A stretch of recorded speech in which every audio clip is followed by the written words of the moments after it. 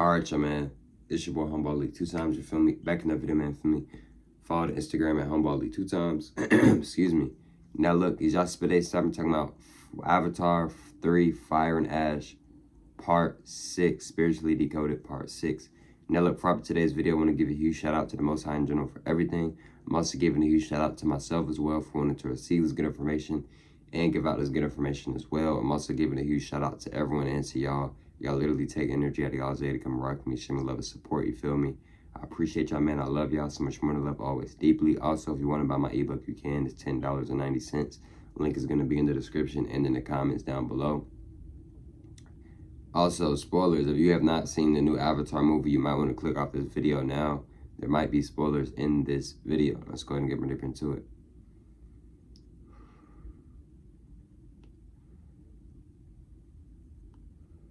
Okay, right, so with Fire and Ash, Avatar 3, Fire and Ash, Spiritually Decoded, Part 7, right? Excuse me. Not Part 6, Part 7, right? Now look, right? Let's decode and let's discuss. Let's talk about Natiri's mother, right? Now, why is Natiri's mother so important, right? Natiri's mother is one of the most important characters in this whole trilogy, in these whole documentaries / movies. Why do I say this? One, because she is psychic.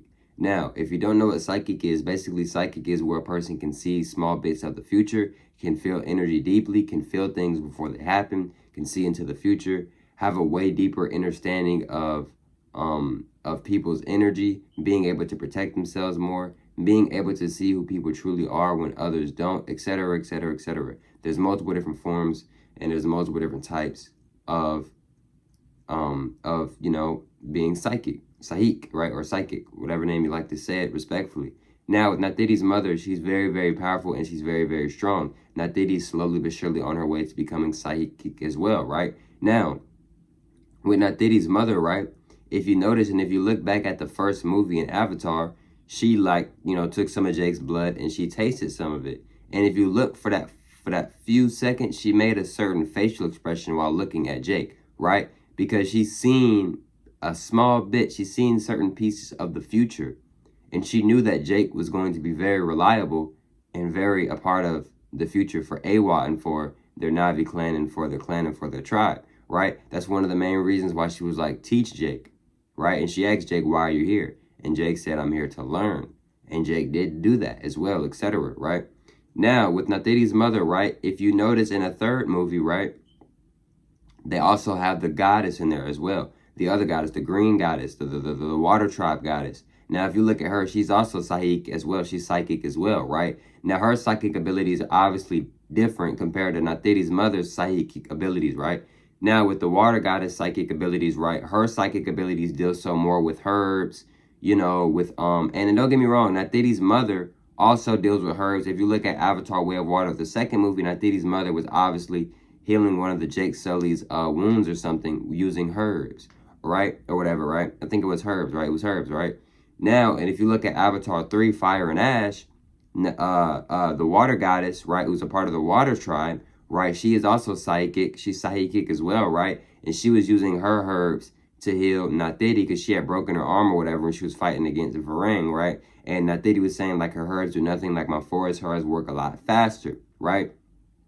Now, if you pay close attention and pay close detail to Avatar 3, Fire and Ash, you can tell that the water goddess knew something was going to happen, right? Because the thing is, like I told y'all, people who are psychic, they're very good at reading into the future. They're very good at reading energy. They're very protective of their energy. And these are people who think steps and miles ahead, right? Unlike the ordinary or average person would, right? Etc., right? Now, with the water goddess, right? She's a part of the,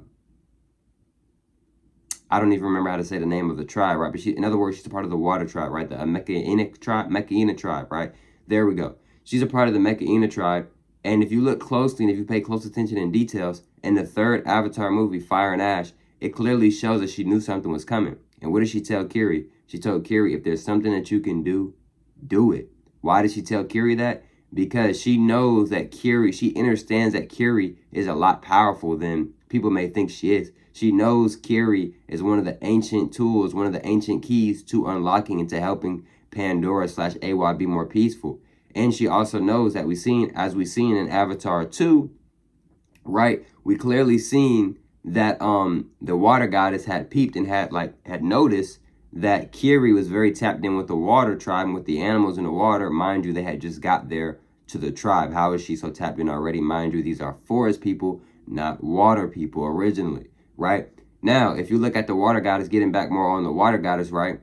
The water goddess, she knew something was coming. The water goddess, I think, I could be wrong. This is more so maybe like a theory, but I think the water goddess knew that she was going to die, right? And she was already mentally, spiritually preparing herself to die, right? And if you notice in the movie, when she died, right, when she was like on the verge of dying, she had already like been shot or whatever. You notice how she wasn't really panicking or like, oh my gosh, they shot me, or she wasn't telling Natiri, oh my gosh, give me help, give me help. She was kind of like in a calm state. She was just like, yo, before I transcend, I'm going to push out this baby, right? That's what she said.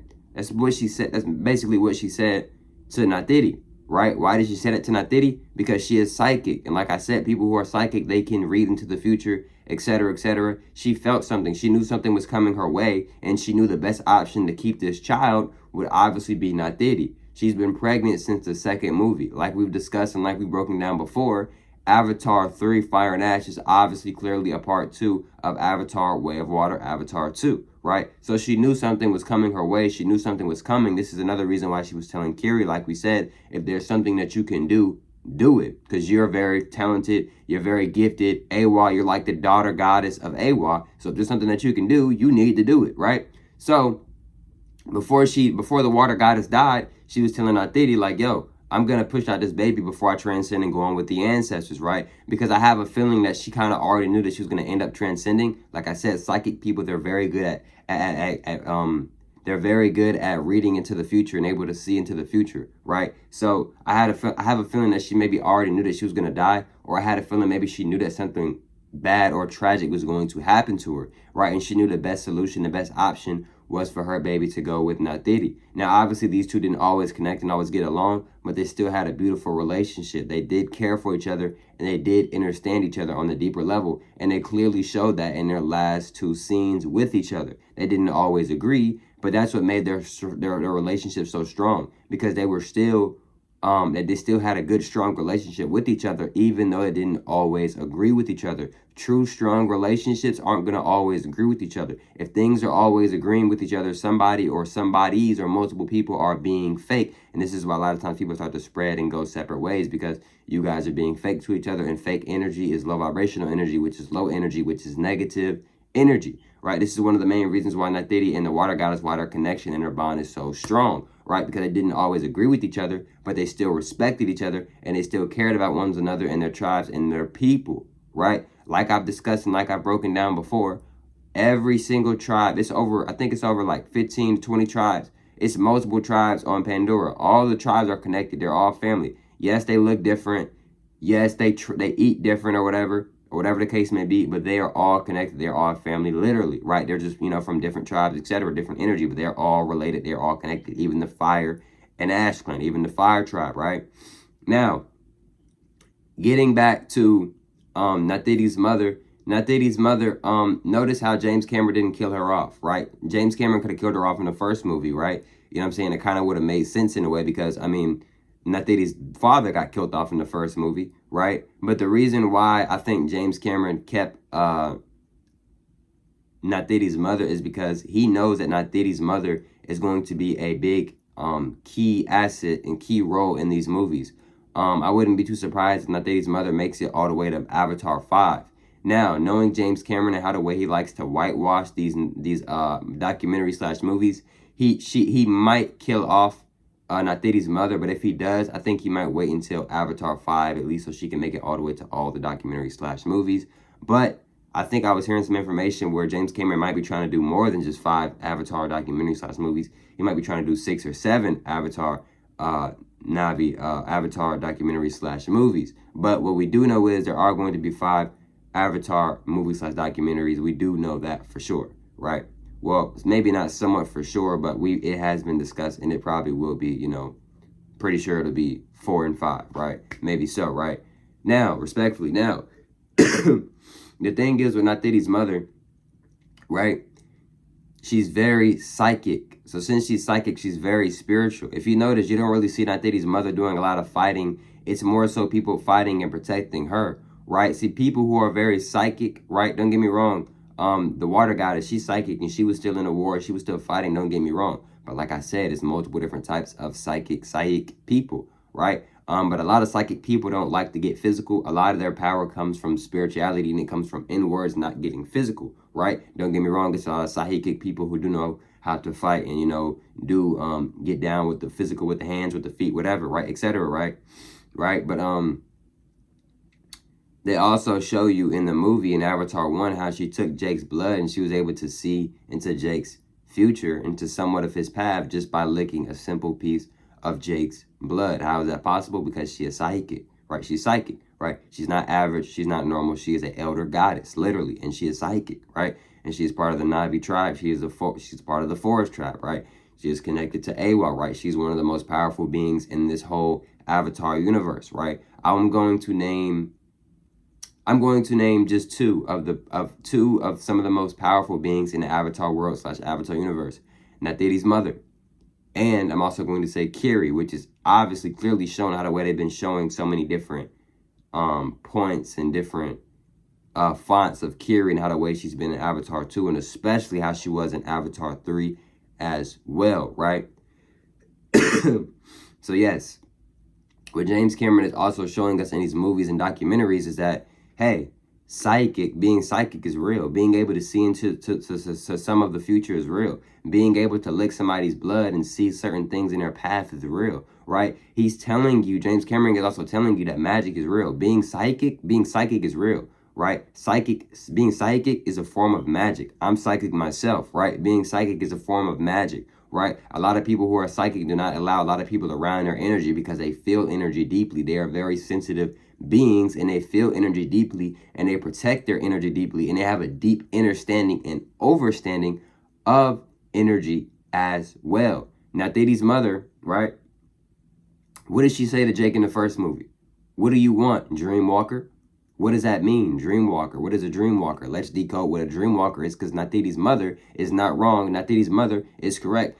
In the first movie, Jake was a dreamwalker. Then at the end of the movie, obviously his soul / spirit / consciousness energy got fully transferred over into the Na'vi Avatar forest body, right? In the Avatar, right? He was a dreamwalker. What is a dreamwalker? This is somebody who's kind of like Wanda in a way. They dreamwalk, they go to different realities, but this isn't really their true form. They're really just visiting, but it's not really who they truly are in a way, right? When Jake was in that body, that wasn't his true actual body. Now, once he fully transferred over, now that's his true body because that's the body that he's in right now at this moment. But his original body is still going to be that humanoid, Caucasian, Earth body, right? You see what I'm saying? So it's a reason why she said, who is this? What does this dream walker want? Natiti's mother, right, had already experienced people wanting to teach. And what did Natiti's mother say? We have tried to teach people like you from Earth, right? But why did she let Jake get taught? Because she's psychic. She felt the energy. She knew Jake was going to be a big part, was going to be a main role in helping the Na'vi clan, and helping the forest tribe, etc. That's why she let Jake get taught. And then look. And then at the end of Avatar 1, Jake and Grace, they were tied up. But guess who uncut her? Guess who uncut them? Natiti's mother. Why? Because she is psychic and she has a deep understanding and a deep overstanding for energy. And she had already cut Jake's blood and already sipped some of Jake's blood. And she already seen some of Jake's path. And she knew that Jake was going to be a leader. Jake was going to help Natiti and the forest tribe. That's the main reason. That's one of the main reasons why she uncut their rope and stuff at the end of the movie. Not even Natiti did that. Natiti looked at them and kept it moving. No lie. Right? So in these movies and these documentaries, you just got to pay attention, man, because they're giving you, James Cameron is giving us so much different information. He's telling you that people are psychic. Conscious swapping is real. We can get downloads from trees. We can give downloads to trees. Trees can give us downloads, etc. Cloning is real, right? We used to sleep. We used to go into rest mode in nature, literally, right? Etc., etc., etc. The hybrids, the earth people, they wanted to live through us. They wanted to live and be like us. They wanted to be gods and goddesses, so they hybrid and made it with us, etc., etc., etc. It's just so much different information. The dragons are real, right? It's just so much different information that James Cameron is telling us in these documentaries / movies. Yes, they are movies, but they are not just movies. They are a lot more than movies. First, they are documentary, then they are / a movie, right? But look, man, I'm glad that y'all are enjoying these series, man. We've been going hard. We've been going strong with these series, man. No lie. Man, we've been breaking it down. We've been decoding it, man, for real. And yeah, man, I'm sending good positive energy towards everyone always deeply. And I catch y'all from us on the next one, man. Peace.